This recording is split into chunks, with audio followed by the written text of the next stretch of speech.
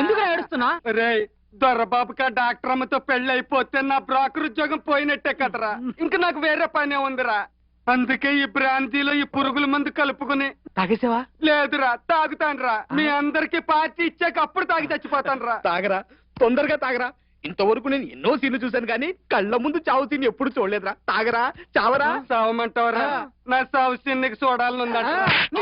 నా సావు నీకంత కామెడీగా తప్పించుకుందట్రా. సత్తానురా, సత్తాను. ఆ నాయుడు గడు కూడా వచ్చాక ఆడికి కూడా ఓ పెగ్గు పోసి కడసారి చూపు చూసేసి అప్పుడు సత్తానురా. చచ్చిపండు నాయుడు, చచ్చిపండు నాయుడు.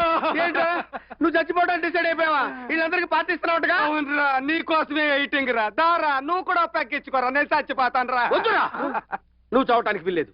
నేను చచ్చినా నువ్వు చావటానికి వీల్లేదు. అంతే.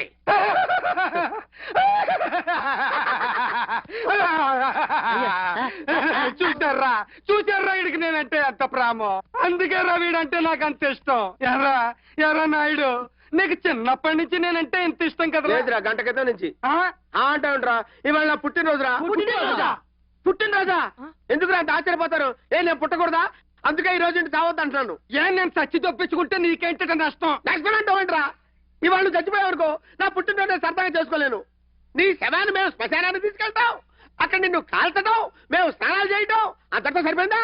మళ్ళీ రేపు వెళ్తాం, పాలు పొంగించడం, బూర్లు అడుగుని తింటాం. ఈ సంవత్సరంతో సరిపోదురా? మళ్ళీ వచ్చే సంవత్సరం నీ డెత్ డే నా బర్త్డే ఒకే రోజు వస్తుందిరా. నువ్వు సావటం నేను పుట్టడం, నేను పుట్టడం నువ్వు సావటం. నువ్వు పుట్టి నేను చచ్చి, నేను చచ్చి నువ్వు పుట్టి జీవితాంతో నేను బర్త్డే చేసుకునే అవకాశం ఉంటుందిరా బాబా. అంటే నీ బోడి బర్త్డే కోసం నా డెత్ డే పోస్ట్ పోన్ చేసుకోమంటావా? నీలాంటి ఫ్రెండ్ ఉండబట్టారా సిగ్గుతో వెంటనే చచ్చిపోవాలి పెడుతుంది. అసలు నువ్వు చచ్చిపోవాల్సిన అవసరం నీకేంట్రా? ఏంటేంట్రా? నాకు ఈ పెళ్లిళ్ళ బ్రోకర్ ఉద్యోగం పోతే మీలాగా పెర్మనెంట్ పనులు లేవు కదా. నీకు ఉద్యోగం లేకపోవడం ఏంట్రా? హాస్పిటల్లో నీ కాంపౌండర్ ఉద్యోగం ఇస్తారని దొరబాబు నాకు చెప్పి పంపించాడు రా. నిజమా? అయితే ఆనందంతో పార్టీ చేసేసుకుందాం.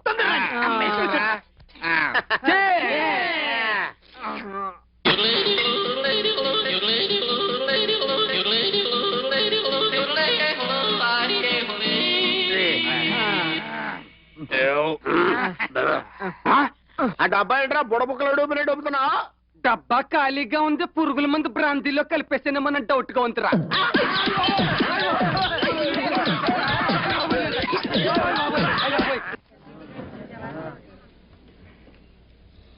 ఊపిరి పీల్చండి.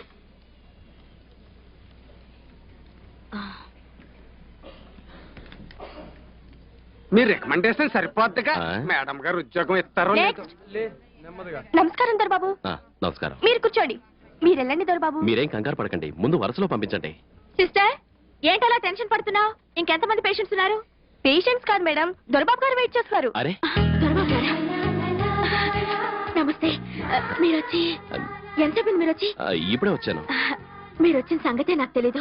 ఏ సిస్టర్, చెప్పాలని తెలీదా? నేను చెప్తూనే ఉన్నాను మేడం, కానీ ఆయన అలాగే అంటారు. మీకు ఆ మాత్రం తెలియదు. ఏమైందండి? ఏం కాలేదు గాని ఓ చిన్న పనుండి వచ్చాను.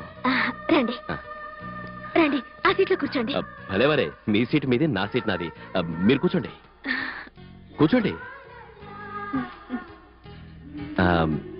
వీడు సత్తిపండు. ఏమైంది? వీడికేం కాలేదు. వీడికి ఉద్యోగం ఇప్పిస్తే. ఏ ఉద్యోగం చేస్తారు? ఏమిచ్చినా చేస్తానండి. మీరు సూదెత్తే నేను తెస్తానండి, మీరు మందు బెళ్ళెత్తే నేను మంచినీళ్ళు పోస్తానండి. అంతేకాదండి, నాకు క్రోసిను, అనాసిను, మైసను, టైసను, మెడిసిను, కిరోసిను, నవాల్జను, అనాల్జను, జిన్ను, రమ్ము, బ్రాంతి, ఇస్కీ, కింగ్ ఫిషర్, మొత్తం అన్ని పేర్లు తెలుసండి. మీరు బెల్ల కొడితే వస్తానండి, కొట్టకపోతే సచ్చిన రానండి. ఏంటంటే అలా చూస్తున్నారు?